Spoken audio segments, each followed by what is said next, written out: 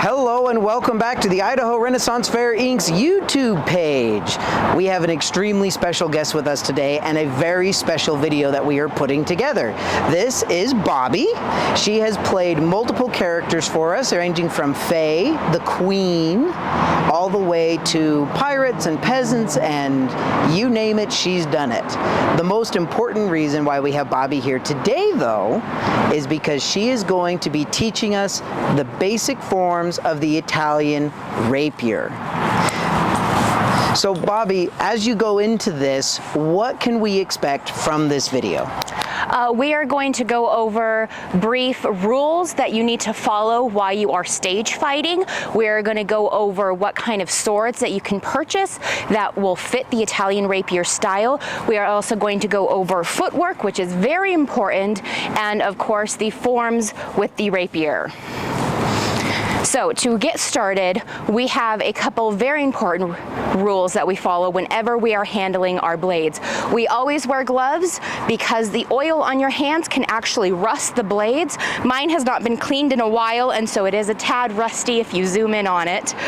But gloves are always very important. It also keeps your hand protected because our swords do come in contact with each other, and so there are nicks and burrs along the edges, and you don't want to get cut by that. It also makes the grip a lot more comfortable to grasp, and the handles, which are oftentimes metal, also can rust from the oils of your hand.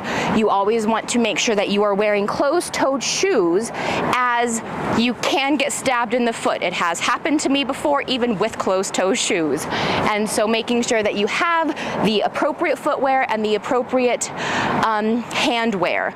My gloves are from Ravenswood Leather.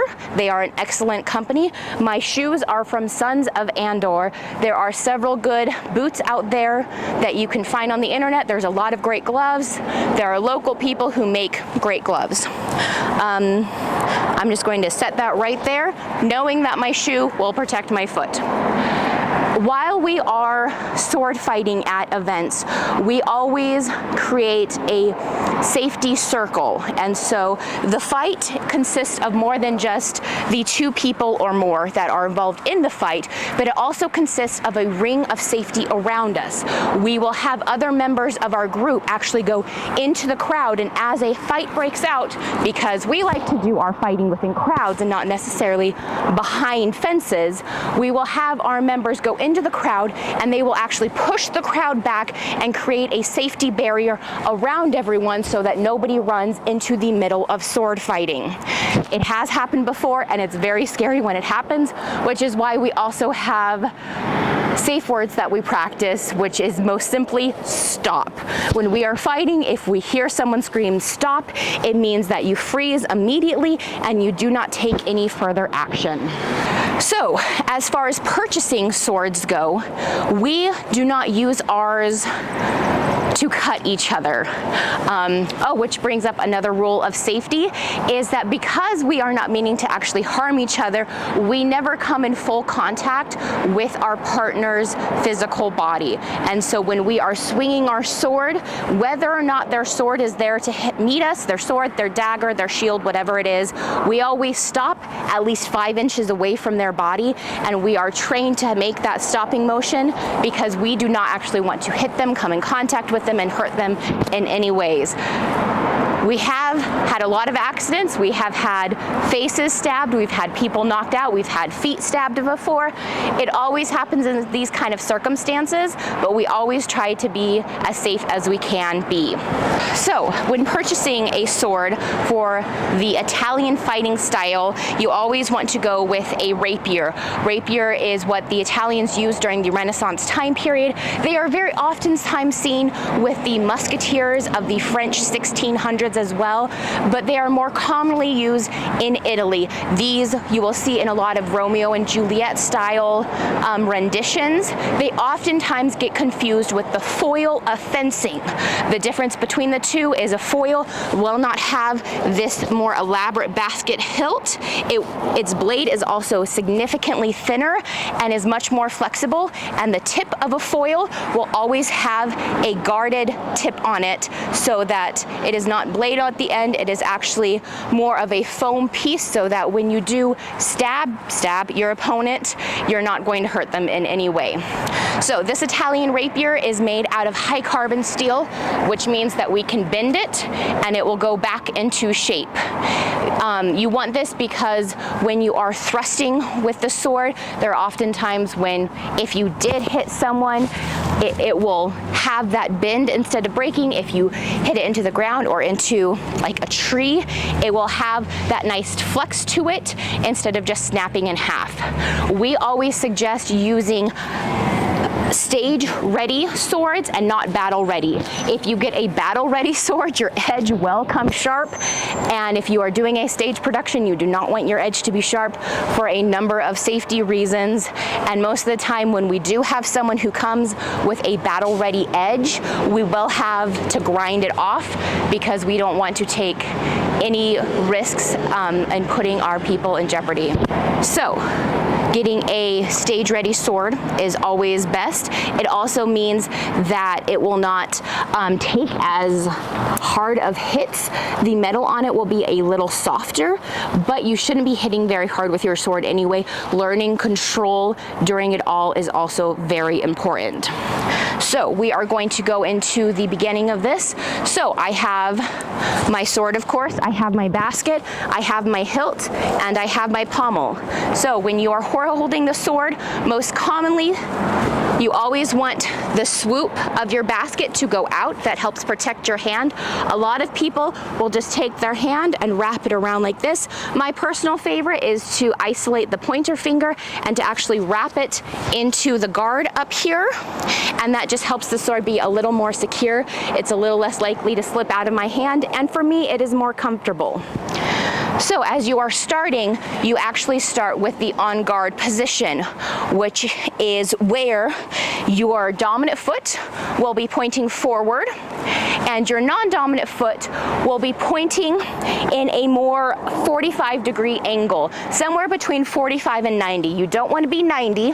That is what they use for fencing, is the 90-degree angle, but we want to be more 45. So you also want to have your knees bent because you are going to be moving around a lot. And then of course it is complete with your sword up in front of you. You want your sword angled so that it is covering from one side of your waist up onto the other side of your head. So that way, this is the general way for you to stand so that if anyone attacks you, you can just kind of react and we have our on guard position here. And to get into footwork, the first thing that you are going to do is to advance on an opponent. And to do this, you are going to pick up your front foot, you are going to step from heel to toe, and then your back foot is going to follow. And so it is simple as heel to toe and following.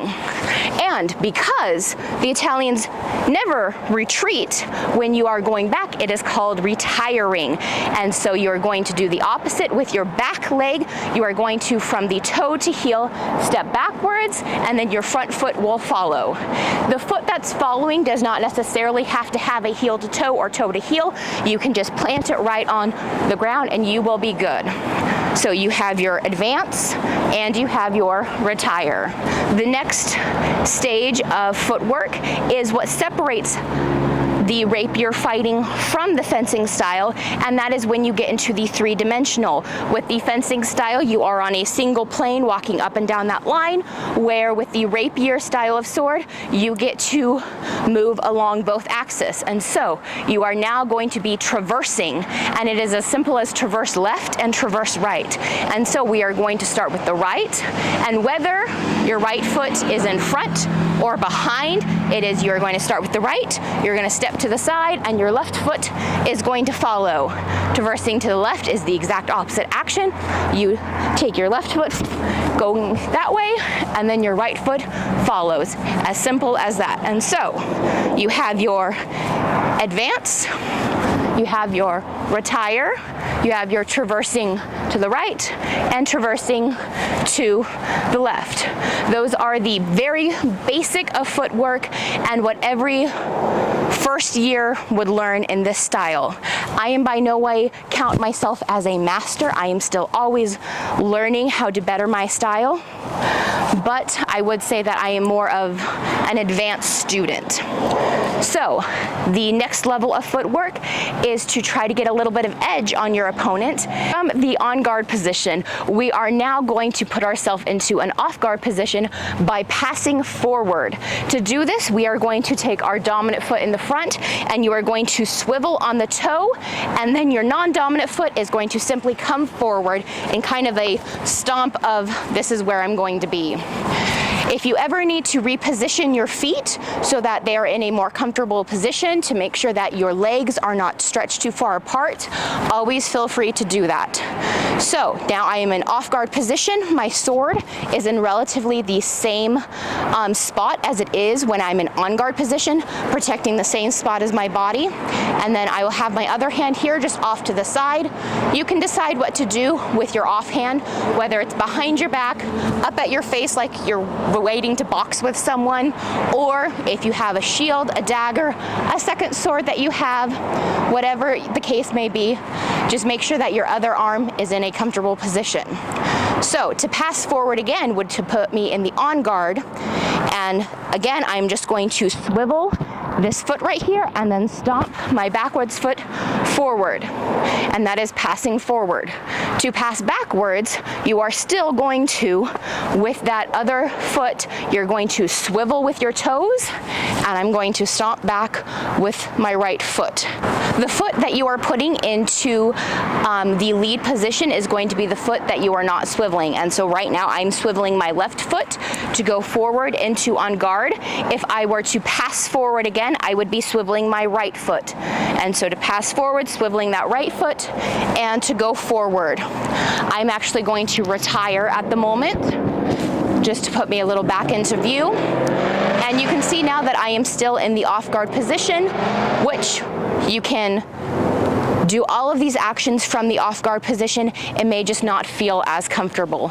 So I'm going to reposition to on guard and slowly go over the footwork again of advance, retire, traversing right, traversing left, passing forward, passing backwards. And those are the feet work that you need to keep in mind as you are creating your fight. This feet work was actually created with swordsmen and dancers during the time period so that they could be as smooth as possible. So, on to everyone's favorite part is how to carry your sword.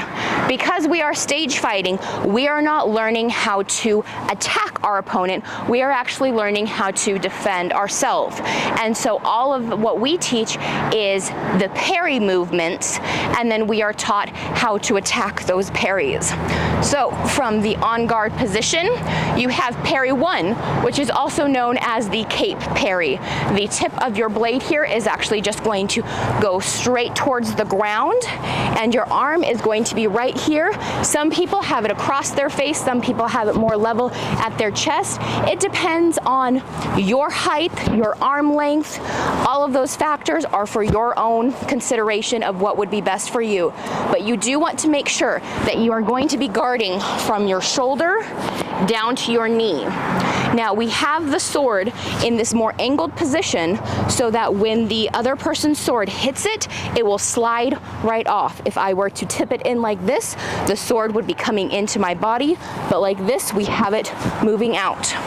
And so from on guard position, we have parry number 1. There are 8 different parries, with number 5 having 2 different parts to it. And then there's always the unspoken parry that we never try to do during any of our simulated fights. Next is parry number 2, which is going to be down to my right, which is from the on guard position, a simple swoosh down. Now this particular parry is actually for when you are thrusting at someone. There are only 2 parries that you have when a person thrusts at you, and number 2 is to cover the bottom half of your body. And so it is often accompanied by a traverse to the left as you are pushing that person's sword away from you. The next parry, parry 3, is to the opposite of parry 2, and that is to push this way. So from on guard position, you are simply pushing the blade away from you. On guard, you're going to go into parry 3, pushing the opponent's sword away from you. And if you go through these parries, you can actually see that they very evenly flow from one to another. So there's parry 1, parry 2, parry 3. The difference between parry 3 and parry 2 is in parry 3, my fingers are facing forward, and parry 2, it is the back of my hand that is facing forward. Next is parry 4, which is the opposite of parry 3, and it is pushing this way. You can see that as I push this way, my sword is actually going to instinctively come towards me a little bit, but because you are also accompanying that with pushing it away from your body, this is where you can lock a person's sword onto your basket hilt, and it is a way that you can push it away, push them away, or even lock their sword and throw it off to the side. So from on guard position, we have parry 1, parry 2, parry 3, and parry 4. Now parry 5 has 2 different parts to it, and because parry 5 actually is to protect from any overhead swings coming at you. Parry 5 is going to simply be your sword going up. This is often accompanied by a retire movement as your attacker swings at your head. And so again, we always want to make sure that our sword is pointed away from our body. A lot of people will combine this movement with their hand being right there holding it. If you want to go for a more dramatic effect of a power struggle with their sword clashing against yours and then you having to push it away, this is why we wear gloves on both of our hands. So we have parry 5, and now we have parry 5A, which is also known as the window parry. This one is also generally accompanied with a traverse to the left, and it is this. It is called the window parry because you have this nice little hole here that you can look through at your opponent, and it is accompanied by a traverse to the left, much like parry 2, because you are trying to get out of the way. It is, instead of taking the brunt of their attack like you do in parry 5, you are trying to escape it. And so again, making sure that your blade is pointed away from you so that theirs falls off of it. So next, we have parry 6. Parry 6 is actually very not commonly used because it involves a little bit of wrist movement that not a lot of people can do. So parry 6, from your on guard position, you are going to take it and you're going to flick your wrist like this. Much like parry 2, you have the back of your hand facing towards your opponent, and this isn't used for a lot of different reasons, because as you go into that position, this bend in your wrist here can be very uncomfortable, and we have found that not a lot of people can actually accomplish this, but also it is very hard against your arm as your opponent's sword comes down straight on your basket there. This is another reason why we always want to make sure our sword is not right next to our body, is so that if it does swing down, it's not going to hit you at all. So from on guard, we have parry 1, parry 2, parry 3, parry 4, parry 5, parry 5A, and parry 6. The next parry is parry 7, and it is to protect the waist down from your body, and it is another one that's generally accompanied by a retreat, and that is parry 7. So what we're going to do is we are going to drop the tip of our sword and we are going to swing it to the left. And so this one can often be an easy one for people to learn, as it is just a simple swing off. Now you don't want to make sure that your sword goes too far forward, or else you are going to bounce their sword back at your face, and so just to have that controlled movement stopping right there. So from parry 6, it just goes into a simple swing down with your arm being across your body. Now, parry 8, which is our final official parry, is similar to parry 2, but it is going to be with your fingers out instead of the back of your palm out. And so from on guard position, it is like this. This is for when someone is going to be slashing at your legs. It gives you more of a power behind stopping their swords, where when a person is thrusting with 2, you are just trying to bat it aside. So all of the parries together, you have parry 1, parry 2, parry 3, parry 4, parry 5, parry 5A, parry 6, parry 7, and then parry 8. You can see that they just kind of flow from one parry to the other very nicely there, and always come back to your on guard position. Now, the unspoken parry that we do not generally recommend for any of our fighters is parry 9, and that is the protect the royal jewels parry. And you can see why we don't use this very much is because it actually puts the fighter in jeopardy of possibly being hit, and you can get a real nice swing in there trying to get underneath. So as we practice with our other fighters in the group, you will learn shadowing and mirroring your other people, which is as someone advances towards you, you are going to be retiring, or if someone passes forward, then you are to pass back. When we learn the fighting, we are first taught the very basic fight. Now, this basic fight was first introduced from the sword master that I learned from, and has been passed down throughout these years because of how simple it is, and because it can be taken and turned into any number of fights. We are going to be looking at this basic fight next week, as I have an opponent with me, and we will be breaking it down, talking over the footwork that you do with it, and also the parries that you do with it.